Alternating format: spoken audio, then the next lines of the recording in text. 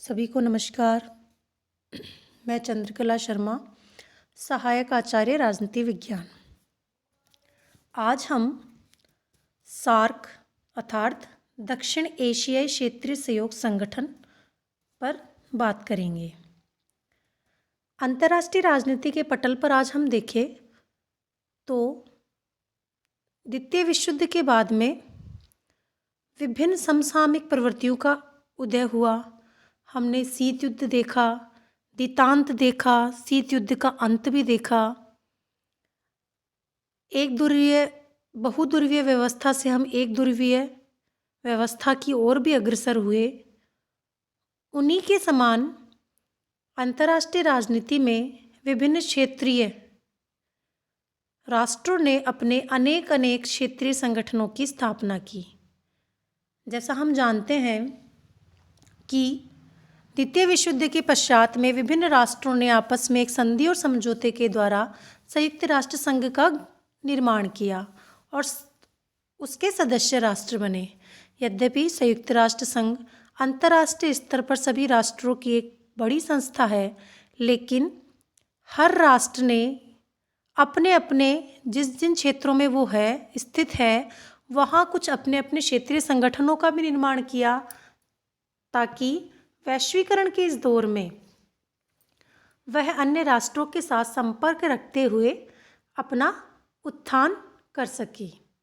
इसी के संदर्भ में हम देखें तो अनेक संगठन अस्तित्व में आए हैं, जिसमें सार्क, आसियान, बिम्स्टेक, हिम्मत शेख, बहुत से ऐसे संगठन बने और अनेक राष्ट्र इसके सदस्य बने जो उस क्षेत्र में स्थित है। आज हम बात करेंगे दक्षिण एशियाई क्षेत्रीय सहयोग संगठन अर्थात सार्क की। यह संगठन जो है दक्षिण एशियाई देशों का क्षेत्रीय संगठन है।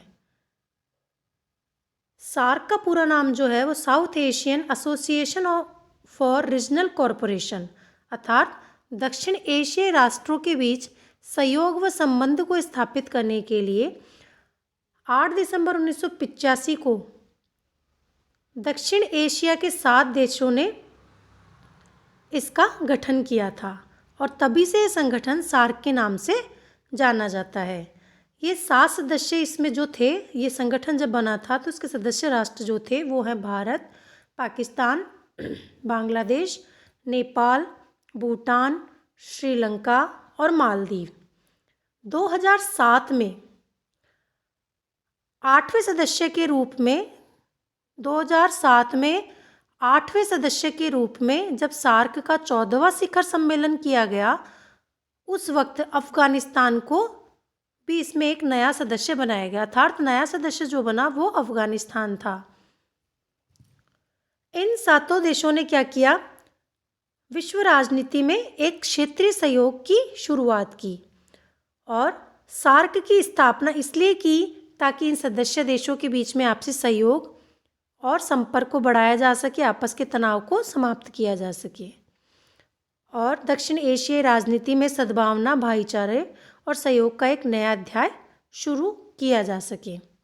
जैसा कि हम जानते हैं कि दक्षिण एशिया अंतर्राष्ट्रीय राजनीति में अपनी एक विशेष स्थिति रखता है। इन सदस्य राष्ट्रों ने कुछ सार्क के उद्देश्य, उसके सहयोग के क्षेत्रों का निर्धारण भी किया। प्रारंभ में जब ये बना था उससे पहले उन्होंने कृषि, स्वास्थ्य सेवाएं, मौसम विज्ञान, डाकतार सेवाएं, ग्रामीण विकास, विज्ञान, तकनीकी, दूरसंचार व यातायात, खेलकूद और सांस्कृतिक सहयोग, इन क्षेत्रों में परस्पर सहयोग करने की बात कही थी। बाद में अंतर्राष्ट्रीय राजनीति में जैसे जैसे हम आगे बढ़ते गए वैसे वैसे कुछ नए बिंदु और विषय भी जुड़ते गए, जिसमें आतंकवाद की समस्या, महिलाओं और बाल अधिकारों के प्रति कार्य करना, मादक द्रव्यों की तस्करी को रोकना और विकास में महिलाओं की भूमिका को निर्धारित करना भी कुछ इसमें विशेष बिंदु जोड़े गए। अब हम देखते हैं सार्क के उद्देश्य। सामान्यतः सार्क का जो चार्टर बना वो उसमें 10 धाराएं हैं और इन 10 धाराओं में सार्क के विभिन्न उद्देश्य, सिद्धांतें और संस्थाएं और उसके जो शिखर सम्मेलन है उनको निर्धारित किया गया है। सबसे पहला सार्क का जो उद्देश्य है वो है दक्षिण एशिया क्षेत्र की जनता के कल्याण और उनके जीवन स्तर में सुधार करना। दूसरा जो उद्देश्य है वह दक्षिण एशिया के देशों की सामूहिक आत्मनिर्भरता में वृद्धि करना। तीसरा जो है क्षेत्र में आर्थिक, सामाजिक और सांस्कृतिक विकास में तेजी लाना। चौथा, आपसी विश्वास, सूझबूझ के द्वारा एक दूसरे की समस्याओं को समझना और उनके समाधान के तरीके सोचना। पांचवा, आर्थिक, सामाजिक, सांस्कृतिक, तकनीकी और वैज्ञानिक क्षेत्र में सक्रिय सहयोग करते हुए पारस्परिक सहायता में वृद्धि करना। छठा, अन्य विकासशील देशों के साथ सहयोग वृद्धि करना। सातवां, सामान्य हित के मामलों पर अंतर्राष्ट्रीय मंचों पर आपसी सहयोग को मजबूत करना। ये कुछ इन्होंने अपने उद्देश्य निर्धारित किए थे और इन्हीं उद्देश्यों को ध्यान में रखकर सार्क संगठन का निर्माण किया गया था। अब हम देखें वो है सार्क के सिद्धांत। उसके अनुच्छेद 2 के अनुसार सार्क के कुछ मुख्य सिद्धांत भी निर्धारित किए गए, जैसे संगठन के ढांचे के अंतर्गत सहयोग, समानता, क्षेत्रीय अखंडता, राजनीतिक स्वतंत्रता, दूसरे देशों के आंतरिक मामलों में हस्तक्षेप न करना और लाभ के सिद्धांतों का सम्मान करना। दूसरा जो सिद्धांत है इसका, और ये जो आपस में इन्होंने सहयोग के क्षेत्र बनाए वे द्विपक्षीय और बहुपक्षीय सहयोग का स्थान नहीं लेगा बल्कि उनका परस्पर पूरक होगा। अब हम देखें तो सार्क में निम्न संस्थाओं का भी गठन किया गया। सबसे पहले अनुच्छेद 3 के अनुसार प्रतिवर्ष एक शिखर सम्मेलन का आयोजन किया जाएगा। इसके अंतर्गत सदस्य राष्ट्रों के शासनाध्यक्ष भाग लेंगे। वर्तमान में सार्क के 18 शिखर सम्मेलन हो चुके हैं।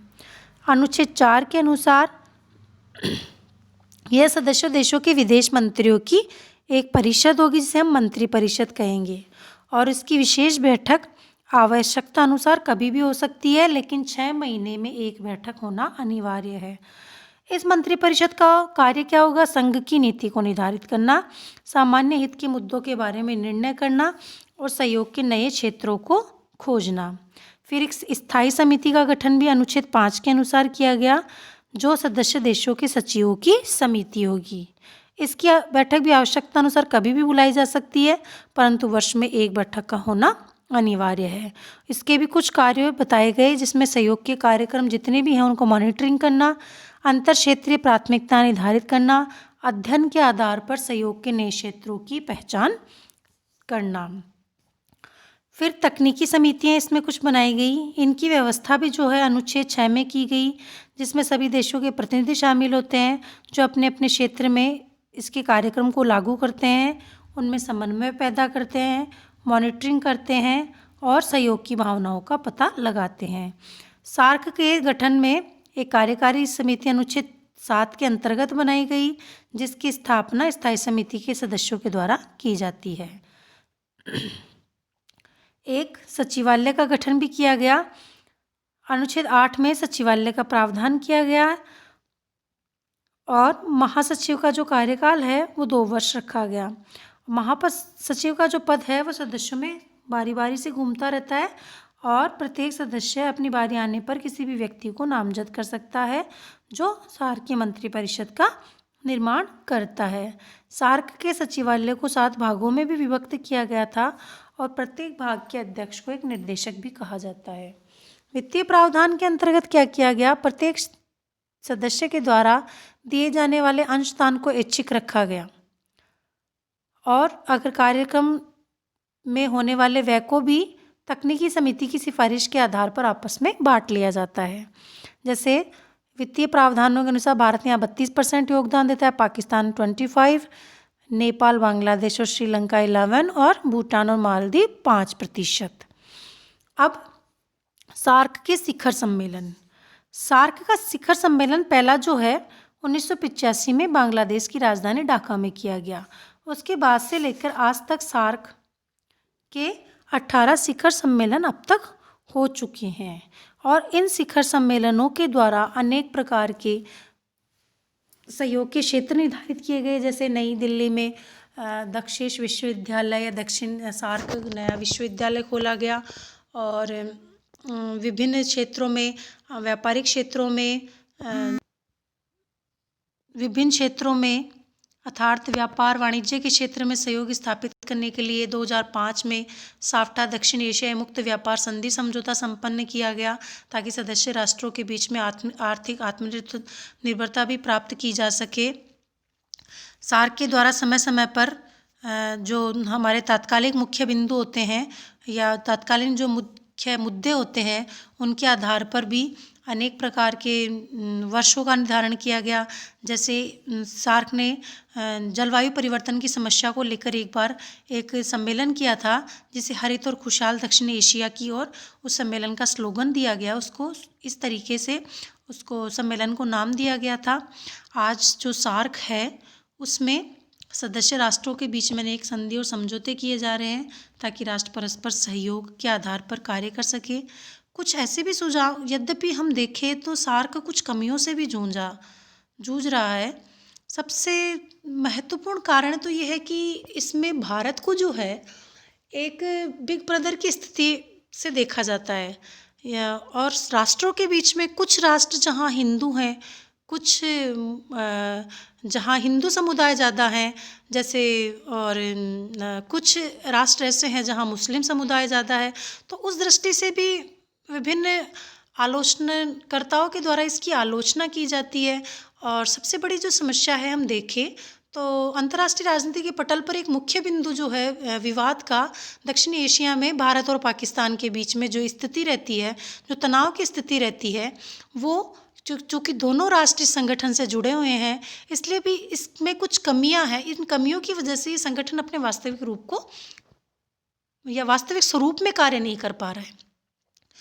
यद्यपि कमियां अपनी जगह है, लेकिन अगर सार्क के सदस्य राष्ट्र चाहें तो इन कमियों को दूर करके दक्षिण एशिया की जो संगठन है उसको अंतर्राष्ट्रीय पटल पर एक अपनी विशेष पहचान दिला सकते हैं। सबसे पहले इसकी सफलता के लिए कुछ सुझाव दिए गए हैं। उसका कारण क्या है कि महाशक्तियों को एक तो इस क्षेत्र से पूर्णतः दूर रखा जाए। सामान्यतः हम देखते हैं कि चीन का जो लाभ है, या पाकिस्तान हमेशा चीन की ओर एक झुकाव महसूस करता है। यद्यपि हमारे यहाँ अमेरिका हमारा एक समर्थक देश है, मित्र राष्ट्र है हमारा, लेकिन उसका झुकाव पाकिस्तान की तरफ भी उतना ही है। तो ये माना गया कि महाशक्तियों को इस क्षेत्र को अगर विकसित करना है, राष्ट्रों को अगर उत्थान करना है, तो महाशक्तियों को इस क्षेत्र से दूर रखा जाए। दूसरी बात, इसमें सहयोग के लिए क्या सुझाव दिया गया? द्विपक्षीय और बहुपक्षीय सहयोग को बढ़ावा दिया जाए। अंतर्राष्ट्रीय मंच जितने भी हैं, चाहे वो यूएनओ का सम्मेलन हो या विभिन्न प्रकार के यूएनओ की जो संस्थाएं उनका सम्मेलन हो, उसमें सदस्य राष्ट्रों को एक बार सर्वसम्मत दृष्टिकोण अपनाना चाहिए। सार्क को आर्थिक मंच के साथ साथ एक राजनीतिक विचार विमर्श का मंच भी बनाया जाए। बहुत सारे ऐसे क्षेत्र हैं जहां हम सहयोग को ढूंढ सकते हैं, जैसे व्यापार है, उद्योग है, वित्त है, ऊर्जा है, मुद्रा है।